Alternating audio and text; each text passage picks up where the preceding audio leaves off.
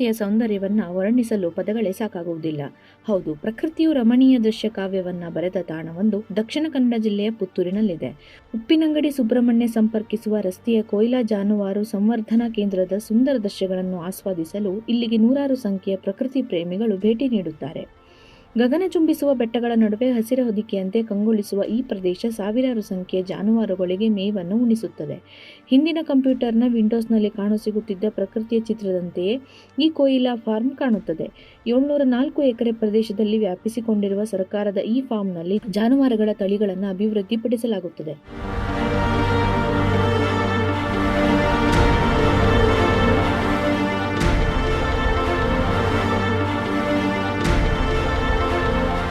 ಪಶುಸಂಗೋಪನಾ ಇಲಾಖೆಯ ಅಡಿಗೆ ಬರುವ ಈ ಫಾರ್ಮ್ನಲ್ಲಿ 700ರಿಂದ 800 ಸಂಖ್ಯೆಯಲ್ಲಿ ವಿವಿಧ ತಳಿಯ ಜಾನುವಾರುಗಳಿವೆ.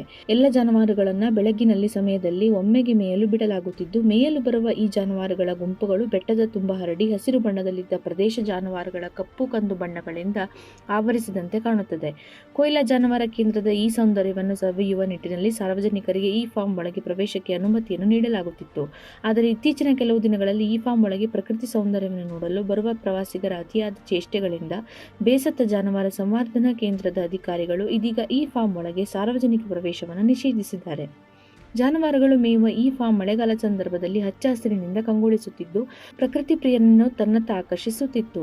ಆದರೆ ಪ್ರಕೃತಿಯ ಸೌಂದರ್ಯವನ್ನು ಸವಿಯುವ ಬದಲು ಮೋಜು ಮಸ್ತಿಯಲ್ಲಿ ತೊಡಗಿಸುವುದರಿಂದ ಜಾನುವಾರುಗಳ ಜೀವಕ್ಕೂ ಸಂಕಷ್ಟ ಎದುರಾಗುತ್ತಿತ್ತು.